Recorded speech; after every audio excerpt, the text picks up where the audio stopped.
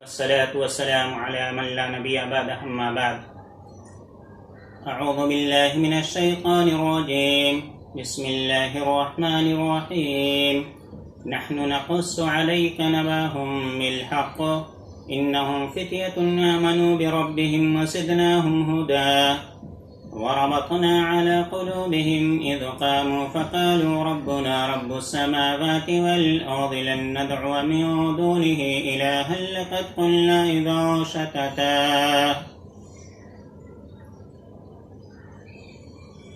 هؤلاء قوم اتخذوا من دونه آلهة لولا يأتون عليهم بسلطان بين فمن أظلم ممن افترى على الله كذبا رب اشرح لي صدري ويسر لي امری واحلل عقدۃ من لسانی یفقہوا قولی رب زدنی علما۔ محترم سامعین و حاضرین ناظرین، السلام علیکم ورحمۃ اللہ وبرکاتہ۔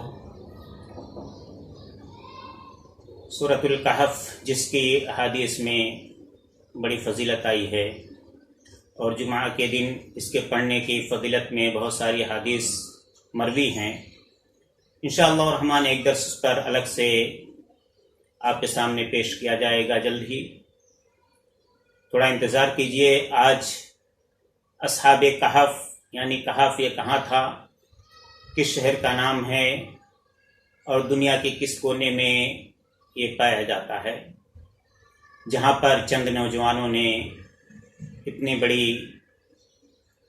اور اتنے اہم کارنامے کو انجام دیا۔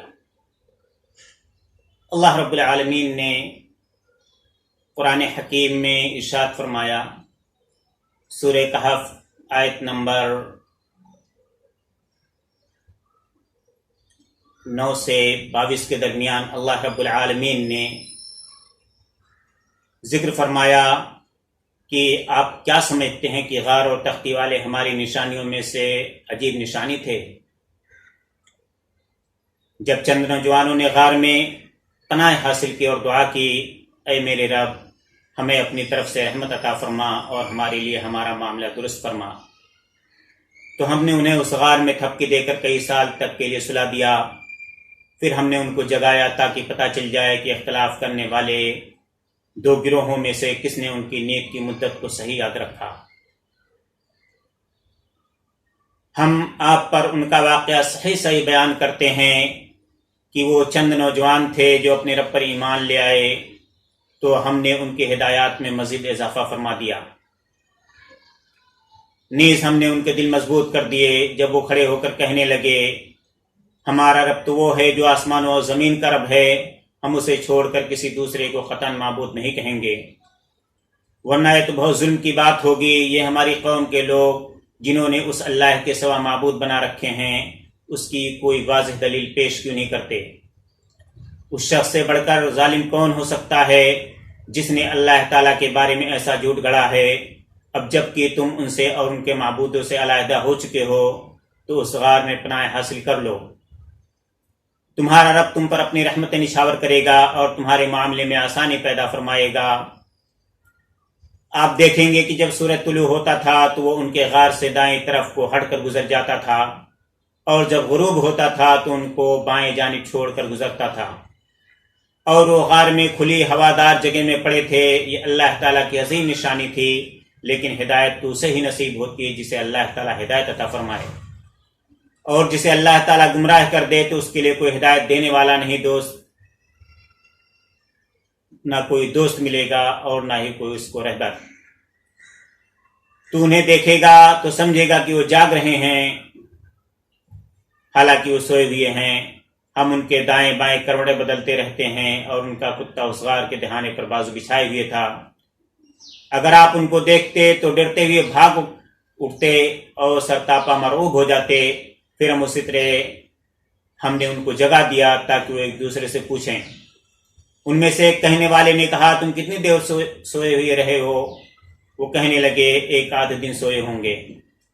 تمہارا رب یہ خوب جانتا ہے کہ تم کتنی دیر یہاں رہے۔ تم کسی کو رقم دے کر شہر کی طرف بھیجو، تلاش کر لے کہ حلال اور صاف ستھرا کھانا کہاں سے ملتا ہے، وہاں سے وہ تمہارے لیے کھانا لائے۔ اسے چاہیے کہ نرمی اور سمجھداری سے کام لے اور کسی کو تمہارے بارے میں کچھ نہ بتائے، کیونکہ اگر انہیں تمہارا پتہ چل گیا تو تمہیں پتھر مار کر ہلاک کر دیں گے یا پھر تمہیں اپنے دین میں لوٹنے پر مجبور کریں گے۔ اگر ایسا ہوا تو تم ہرگز کامیاب نہ ہوگے۔ اسی طرح ہم نے ان کو ان نوجوانوں پر مطلع کر دیا تاکہ انہیں پتہ چل جائے کہ اللہ کا وعدہ سچا ہے اور قیامت میں کوئی شک و شبہ نہیں۔ پھر لوگ آپس میں جھگڑنے لگے اور کہنے لگے ان پر کوئی عمارت بنا دو۔ ان کا رب ان کو بخوبی جانتا تھا۔ پھر جو لوگ غالب آئے انہوں نے فیصلہ کیا کہ ہم ان پر ایک مسجد بنائیں گے۔ کچھ لوگ کہتے ہیں وہ جوان 3 تھے، چوتھا ان کا کتا تھا، اور کچھ لوگ کہتے ہیں وہ 5 تھے، چھٹا ان کا کتا تھا۔ بے تکی ہانکتے ہیں۔ اور کچھ لوگ کہتے ہیں وہ 7 تھے، 8واں ان کا کتا تھا۔ کہہ دیجئے میرا رب ان کی گنتی اور تعداد کو بخوبی جانتا ہے، تھوڑے ہی لوگ ان کی صحیح تعداد کو جانتے ہیں۔ لہٰذا آپ ان سے اس بارے میں جھگڑا مت کریں اور ان کے بارے میں ان سے کچھ نہ پوچھیے۔ اللہ رب العالمین نے سورۃ الکہف آیت نمبر 9 سے 22 کے درمیان ان چند نوجوانوں کا واقعہ بیان کر کے امت محمدیہ کو ایک بہت بڑا سبق دیا ہے۔ وہ سبق کیا ہے اس ویڈیو کے آخر میں آپ کو انشاءاللہ اختصار سے بتاؤں گا۔ کہف سے کیا مراد ہے، یہ کون سی جگہ ہے؟ کہتے ہیں کہ کہف سے مراد پہاڑ کے اندر وسیع غار ہے، اور رقیم سے مراد تختی ہے جس میں مشہور قول کے مطابق اصحاب کہف کے نام لکھے گئے تھے۔ یہ اس وقت کی بات ہے کہ ایک بت پرست بادشاہ دقیانوس روم کا حکمران تھا۔ اصحاب کہف کا شہر طرطوس ان دنوں حکومت روم کے تحت تھا۔ وہ بادشاہ ہر مومن کو قتل کر دیتا تھا۔ ان نوجوانوں نے جب یہ صورتحال دیکھی تو بہت فکر مند ہوئی اور بھاگ کر ایک چرواہے اور اس کے کتے سمیت طرطوس کے قریب غار میں پناہ حاصل کر لی۔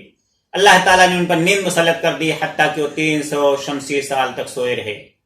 جب ان کو اس بات کا احساس و شعور تک نہ تھا، اس مدت کو اگر قمری سالوں میں تبدیل کیا جائے تو 309 سال بن جاتے ہیں۔ پھر اللہ تعالیٰ نے ان کو جگا دیا۔ انہوں نے سمجھا کہ وہ ایک آدھ دن سوئے ہوئے ہوں گے۔ انہوں نے جب اپنے میں سے ایک کو کھانا لینے کے لیے شہر بھیجا تو اس نے سمجھا کہ میں راستہ بھول گیا ہوں۔ لوگوں نے اس کے دیے ہوئے سکوں پر تعجب کیا، حتیٰ کہ صورتحال واضح ہو گئی۔ اب سابقہ حالات بدل چکے تھے۔ دقیانوس کا بت پرستی کا دور ختم ہو چکا تھا، دین حق کا دور دورہ تھا۔ پھر اللہ تعالیٰ نے اصحاب کہف کو دوبارہ اسی غار میں موت دے دی۔ لوگوں نے فیصلہ کیا کہ ہم ان پر بطور یادگار ایک مسجد بنائیں گے۔ قرآن کریم میں ان کا قصہ مختصر سورہ کہف میں ذکر کیا گیا ہے، اسی بنا پر یہ سورۃ الکہف کہلاتی ہے۔ عبداللہ بن عباس رضی اللہ تعالیٰ عنہما سے مروی ہے کہ قریش نے مدینہ کے احبار یعنی علماء یہود سے کہا کہ انہیں چند ایسی باتیں بتائیں جن سے وہ رسول اللہ صلی اللہ علیہ وسلم کا امتحان لیں۔ یہود نے 3 امور کے متعلق استفسار کرنے کو کہا۔ نمبر 1 اصحاب کہف، نمبر 2 ذوالقرنین، اور نمبر 3 روح۔ اصحاب کہف اور ذوالقرنین کا ذکر اسی صورت میں ہے یعنی سورۃ الکہف میں ہے، جبکہ روح کا ذکر سورہ بنی اسرائیل میں آیا ہے۔ اصحاب کہف کو قرآن نے اصحاب الکہف اور رقیم سے تعبیر کیا ہے۔ رقیم بمعنی مرقوم یعنی لکھی ہوئی چیز۔ کچھ لوگوں نے کہا ہے کہ یہ اس پہاڑی کا نام ہے جہاں وہ غار تھا، اور کچھ لوگوں نے کہا ہے کہ یہ اس گاؤں کا نام ہے جہاں اصحاب کہف رہتے تھے۔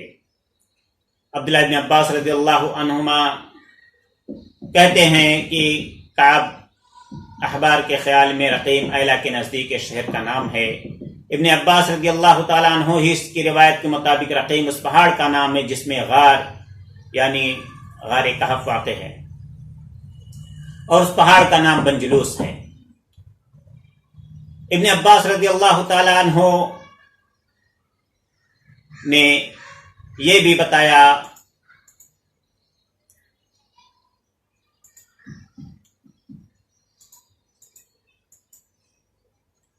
کہ یہ واقعہ مفسرین کے نزدیک اس میں اختلاف ہے کہ اصحاب کہف کا واقعہ کہاں پیش آیا تھا۔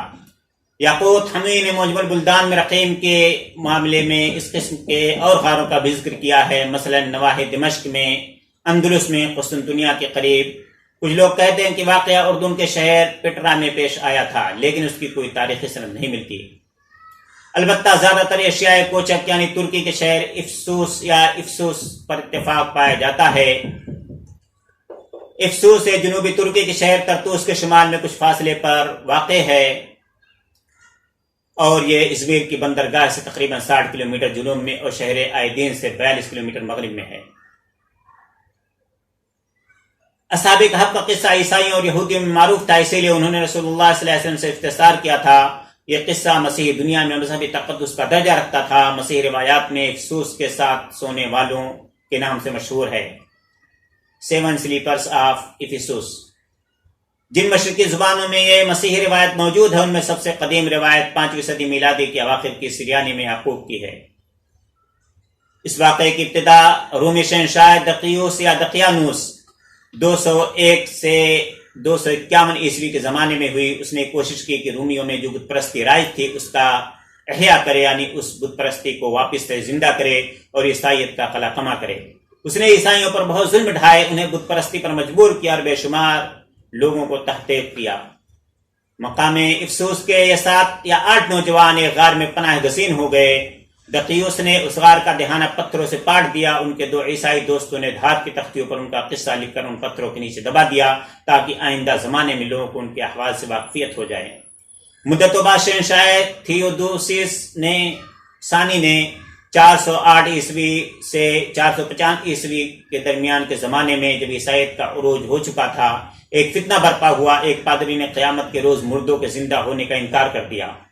شہنشاہ پریشان ہوا کہ اس فتنے کا رد کس طرح کیا جائے۔ اتفاق سے کسی نے غار کے دہانے سے پتھر اٹھا دیے۔ یہ نوجوان صحیح سالم حالت میں بیدار ہو گئے۔ اس طرح شہنشاہ کو اس فتنے کے رد کا ثبوت مل گیا، جسے اللہ تعالی نے ارشاد فرمایا ہے کہ ہم نے اس طرح لوگوں کو ان کے حال سے آگاہ کر دیا کہ وہ جان لیں کہ اللہ کا وعدہ بالکل سچا ہے اور قیامت میں کوئی شک و شبہ نہیں۔ شہر افسوس جس میں اصحاب کہف کا واقعہ پیش آیا تقریباً 11ویں صدی قبل مسیح میں تعمیر ہوا تھا اور بعد میں یہ بت پرستی کا بہت بڑا مرکز بن گیا۔ یہاں چاند دیوی کی پوجا ہوتی تھی جسے ڈائنا کے نام سے جانا جاتا تھا۔ اس کا عظیم الشان مندر عہد قدیم کے عجائبات عالم میں شمار کیا جاتا ہے۔ ایشیائے کوچک کے لوگ اس کی پرستش کرتے تھے اور رومی سلطنت نے بھی اس کو اپنے معبودوں میں شامل کر لیا تھا۔ مفسرین جس شہر کو افسوس یا افسوس لکھتے ہیں اور گبن اس کا نام افسوس بتاتا ہے، جو ایشیائے کوچک کے مغربی ساحل پر رومیوں کا سب سے بڑا شہر اور مشہور بندرگاہ تھا، جس کے کھنڈر آج موجودہ ترکی کے شہر ازمیر سمرنا سے 20-25 میل جنوب جانب پایا جاتا ہے۔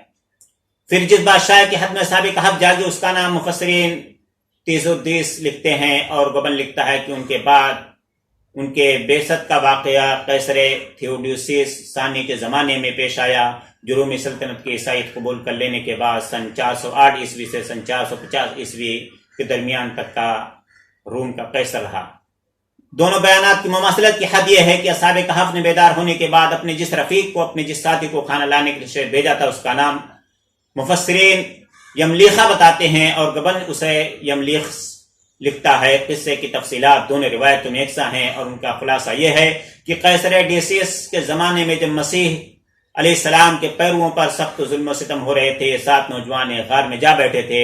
پھر قیصر تھیوڈوسیس کی سلطنت نے 38ویں سال یعنی تقریباً 445 سے 446 میں لوگ بیدار ہوئے، جبکہ پوری سلطنت مسیح علیہ السلام کی طور بن چکی تھی۔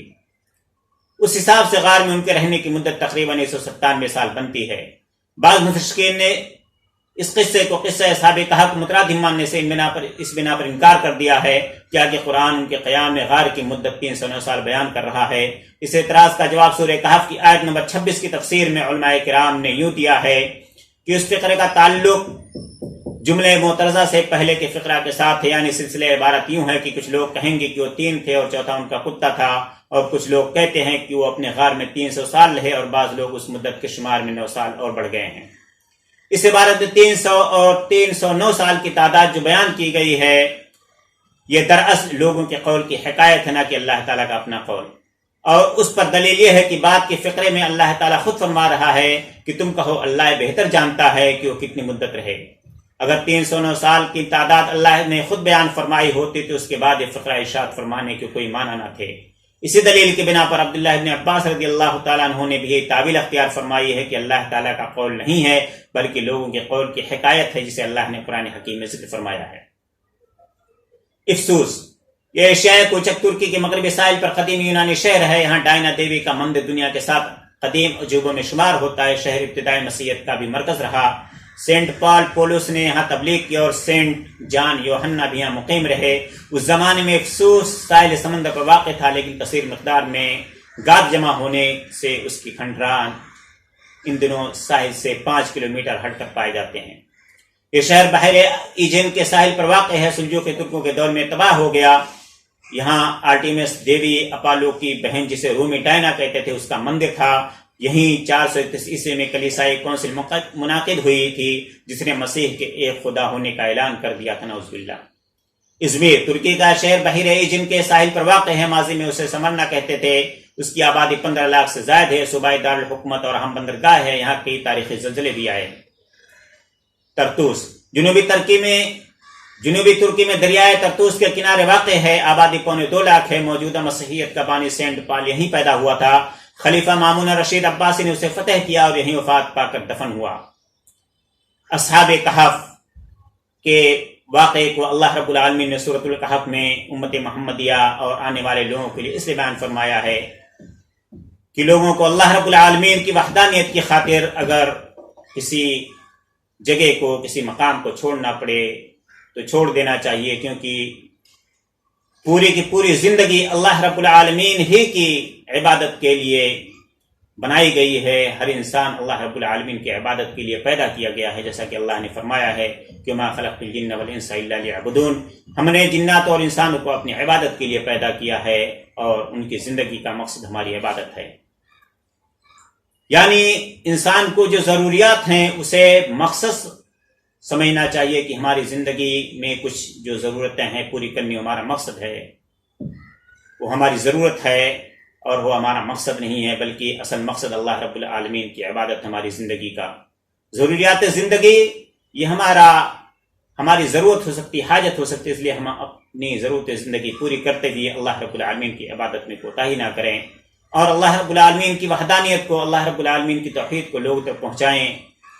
اور اللہ رب العالمین کی وحدانیت اور توحید کو پہنچانے میں اگر ہمیں ظلم و ستم کا سامنا کرنا پڑے تو اس پر صبر کریں اور صبر کر کے اللہ رب العالمین پر توکل کریں. توکل کرتے ہوئے اپنی زندگی کو اللہ رب العالمین کے احکامات و فرامین کے مطابق گزاریں. الہ العالمین ہم تمام لوگوں کو اللہ رب العالمین کی توحید کی دعوت، اللہ رب العالمین کی وحدانیت کی تعلیم لوگوں تک پہنچانے کی توفیق عطا فرمائے اور شرک اور اس سے ملتے جلتے کفر اور کفریہ باتوں اور کفریہ کام سے لوگوں کو روکنے کی توفیق عطا فرمائے. آمین. اقول قولی هذا استغفر الله سائر المسلمين فاستغفر من كل ذنب انه غفور رحيم. السلام علیکم و رحمۃ اللہ وبرکاتہ.